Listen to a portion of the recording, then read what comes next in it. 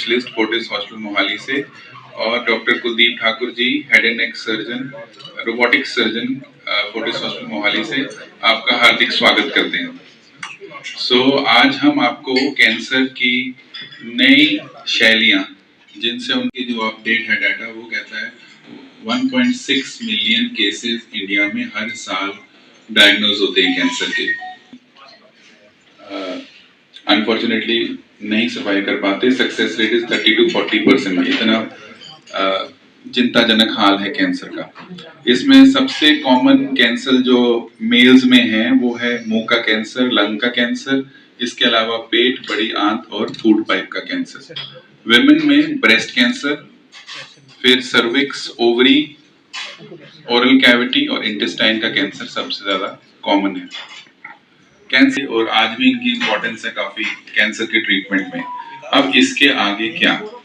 इसके आगे 3 नई थेरेपीज आ गई हैं: targeted therapies, immunotherapies, CAR T cell therapy, apart from bone marrow transplant, जिसके बारे में आपको मैं अवगत कराऊंगा। जैसे जैसे साइंस बढ़ती जा रही है, सेल्स के टारगेट्स आइडेंटिफाई हो रहे हैं। टारगेट्स माने तो वो वीक एरियाज जिन पे अटैक करने से कैंसर पे काबू पाया जा सकता है, जिससे वो कैंसर सेल्स मारे जा सकते हैं। तो सारे सेल्स को मारती थी, फिर बुरे सेल्स गायब हो जाते थे और अच्छे सेल्स काफी देर में आते थे, जिससे ब्लड कम होना, छाले, उल्टियां, लूज मोशन, बाल झड़ना सब देखा जाता था। अब टारगेट थेरेपीज रिफाइन होती जा रही हैं। वो सिर्फ उसी टारगेट पे एक्ट करती हैं या थोड़े से साइड टारगेट्स पे, तो उनके साइड इफेक्ट्स कम और इफेक्ट्स काफी ज्यादा हैं। टारगेट थेरेपी का मोटा मोटा मतलब ये हुआ, एक गाइडेड मिसाइल, सीधे बम नहीं फेंका, एक गाइडेड मिसाइल जो एक पॉइंट पे ही अटैक करेगा जहां से कैंसर बढ़ रहा है। थोड़ा सा मैं ब्रीफली आपको बताना चाहता हूँ कि जैसे शुरू में होता था कि जैसे किसी को हार्ट की दिक्कत है तो वो लोग जनरल फिजिशियन के पास जाते थे। उसके बाद इवेंचुअली क्या हुआ कि वो लोग कार्डियोलॉजिस्ट के पास जाना शुरू किए। सो एक सुपर स्पेशलिटी का जमाना आ गया। लेकिन अभी नॉर्थ में प्रॉब्लम है कि जितने भी ईएनटी कैंसर से ग्रसित लोग होते हैं वो अभी भी ईएनटी के पास जाते हैं। उसका रीजन ये है कि ईएनटी सुपर स्पेशलिस्ट, जैसे ईएनटी करने के बाद 3 साल अलग से हेड एंड नेक कैंसर में सुपर स्पेशलिस्ट इसमें डेडिकेटली सिर्फ head and neck ENT cancer operate करते हैं और इनको ट्रीट करते हैं।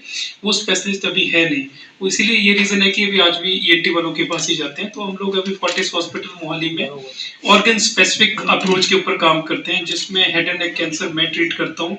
उसमें हर तरह की ट्रीटमेंट हमारे पास अवेलेबल है। सिमिलरली हमारे पास ब्रेस्ट कैंसर सर्जन है, गायनी कैंसर सर्जन है, जीआई कैंसर सर्जन है, यूरो कैंसर सर्जन है। तो हम लोग वहाँ पे ऑर्गन स्पेसिफिक अप्रोच करते हैं।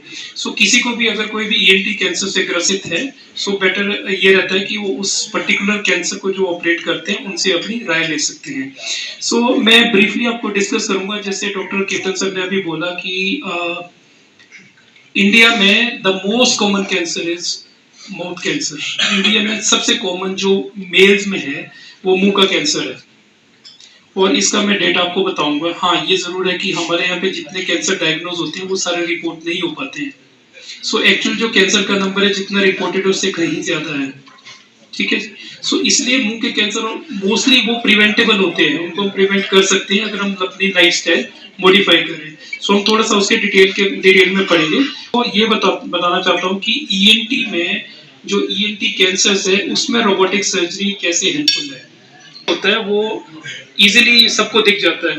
सो हर कोई कंसर्न रहता है कि मुंह पे हमें किसी भी तरीके का इंसिजन मार्क नहीं चाहिए, हमें कोई चीरा नहीं चाहिए। ऑब्वियसली नहीं चाहिए, क्योंकि कैंसर को अभी भी एक सोशल स्टिग्मा के रूप में देखा जाता है। अगर कोई कैंसर क्योर्ड है वो सोसाइटी में बताता नहीं कि मुझे कैंसर था। ठीक है जी। सो इसलिए पर्टिकुलरली ईएनटी में भी अगर आप देखोगे मोस्टली बहुत अगली लुकिंग स्कार्स होते हैं ट्रीटमेंट के बाद। सो पेशेंट वापस ट्रीटमेंट कंप्लीशन के बाद जब वो क्योर हो जाता है, वो वापस सोसाइटी में अपने आप को दोबारा से वैसे तरीके से सोसाइटी में नहीं जा पाता जैसे वो कैंसर डायग्नोज होने से पहले जो सोसाइटी में रहता था।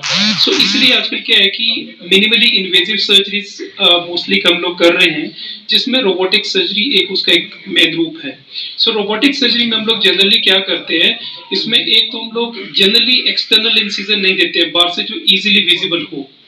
अगर वो इंसिजन अगर हम लोग बिल्कुल अवॉइड नहीं कर सकते तो हम लोग क्या कोशिश करते हैं कि उस एरिया में इंसिजन दें जो वैसे ना दिखता हो। फॉर एग्जांपल जैसे हमें नेक में कोई भी सर्जरी करनी है, सो नॉर्मली क्या होता है, आप देखोगे सब जगह वो लोग जनरली इंसिजन नेक में देते हैं। अब नेक में आप जितना अच्छा इंसिजन दे दोगे वो विजिबल होता है और बहुत अगली लुकिंग होता है, कोई नहीं चाहता कि नेक पे इंसिजन दे। सो हम लोग जितने भी नेक के कैंसर है उसमें क्या करते हैं, हम लोग चेस्ट से ऊपर जाते हैं, जैसे जो कॉलर बोन होती है उसके अप्रोक्सीमेटली 2 सेंटीमीटर नीचे इंसिजन देते हैं। नमस्कार, मैं हूं doctor Ketan dang, cancer specialist Fortis hospital Mohali से, और मेरे साथ हैं head and neck cancer surgeon doctor Kuldeep Thakur, Fortis hospital Mohali से। आज हम आपके शहर जम्मू आए हैं, जम्मू की पब्लिक को आगाह करने के लिए और उन्हें कैंसर की नई अपडेट्स के बारे में बताने के लिए। यहाँ पे हमारे कई कैंसर पेशेंट्स हैं जो हम ट्रीट कर रहे हैं लेटेस्ट थेरेपीज़ के साथ, जो एक बहुत अच्छी लाइफ व्यतीत कर रहे हैं और बहुत अच्छे उनके ट्रीटमेंट रिजल्ट्स हैं। ये सब पॉसिबल है हमारे हॉस्पिटल में बिकॉज़ एक ही छत के नीचे हमारे पास सारी फैसिलिटीज़ हैं, जिसमें not only latest PET scan, MRIs, diagnostic techniques, इसके अलावा प्रॉपर ट्यूमर बोर्ड करते हैं हम, जिसमें सारे स्पेशलिस्ट इकट्ठे होके कैंसर के केस को स्टडी करते हैं। इसके अलावा हमारे पास रोबोटिक सर्जरीज़ हैं और अब हमने बोन मैरो ट्रांसप्लांट भी शुरू कर दिया है, और इम्यूनोथेरेपीज़ और लेटेस्ट टारगेट थेरेपीज़ के साथ हम इलाज कर रहे हैं, जिनसे हमारे काफ़ी पेशेंट्स को फ़ायदा हुआ है और वो एक अच्छी कंफर्टेबल लाइफ व्यतीत कर रहे हैं। इसके अलावा अब हम जल्दी ही एक नई टाइप की therapy, CAR T cell therapy भी शुरू करने वाले हैं, जिसमें पेशेंट्स के इम्यून सेल्स को लेके लैब में उनको मॉडिफाई करके कैंसर से लड़ने की शक्ति उनमें बढ़ा के वापस उनको मल्टीप्लाई करके बॉडी में हम ट्रांसफ्यूज़ कर देंगे। तो ये लेटेस्ट एडवांसेस हैं कैंसर ट्रीटमेंट में, जिस पे हम काम कर रहे हैं, and we hope the best results for our patients. Doctor Kuldeep Thakur. जैसे डॉक्टर केतन ने बताया कि हम लोग वहाँ पे ऑर्गन स्पेसिफिक अप्रोच से काम करते हैं और हमारे वहाँ पे एक ही छत के अंदर सारी फैसिलिटीज़ अवेलेबल है, जिसमें रेडिएशन ऑन्कोलॉजी है, मेडिकल ऑन्कोलॉजी है और सर्जिकल ऑन्कोलॉजिस्ट हैं। सो फोर्टिस हॉस्पिटल मोहाली एक ऐसा सेंटर है जहाँ पे हम लोग ऑर्गन स्पेसिफिक अप्रोच से काम करते हैं, जहाँ पे हर कैंसर के लिए अलग अलग विशेषज्ञ है। जैसे पेट के कैंसर के लिए अलग है, हेड एंड नेक या ENT कैंसर के लिए मैं करता हूँ, वैसे ब्रेस्ट कैंसर, गायनी कैंसर, सबके अपने अलग अलग स्पेशलिस्ट हैं। आज का जो एक चीज़ जो मैं आप लोगों का अटेंशन चाहता हूँ कि ENT कैंसर में रोबोटिक सर्जरी किस तरह से काम कर सकती है। सो जैसे हमारा ये पेशेंट जिसकी हम बात कर रहे हैं, ये ऑलमोस्ट 74 ईयर्स ओल्ड पेशेंट है, जिसको स्टेज 4 टॉन्सिल कैंसर हमने डायग्नोज किया था, जिसको हमने रोबोटिक सर्जरी से ठीक किया है। जनरली क्या होता है कि यहाँ बहुत एजेड हैं, सो हो सकता है ठीक ना हो, लेकिन अगर रोबोटिक सर्जरी है उससे अगर हम अच्छे से ऑपरेट कर सकते हैं तो उससे इन सब चीज़ों का इलाज पॉसिबल है। सो आज के टाइम में पेशेंट अपना ऑलमोस्ट 3 मंथ्स उनको अपना ट्रीटमेंट कंप्लीट किए हो गए हैं और अच्छे से अपना जीवन व्यतीत कर रहे हैं। सो अगर आपको किसी भी तरीके का कैंसर के लिए उचित ट्रीटमेंट चाहिए तो आप फोर्टिस हॉस्पिटल मोहाली में आ सकते हैं। Thank you.